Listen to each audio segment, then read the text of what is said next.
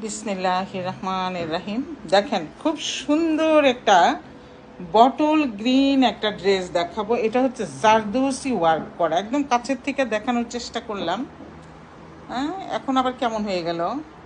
একটু আগে তো দেখলাম যে খুব সুন্দর একটা কালার দেখা যাইতেছে।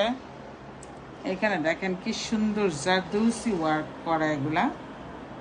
ওয়াও, আমি একটু একটু করে দেখাইতেছি আপনাদেরকে। একদম লেটেস্ট কালেকশন এটা। এই যে দেখেন, একটু দূর থেকে যদি দেখাই, এরকম কালারটা আমি দেখতেছি, আসলে আরো সুন্দর কালার এটা আসতেছে না এখানে কালারটা।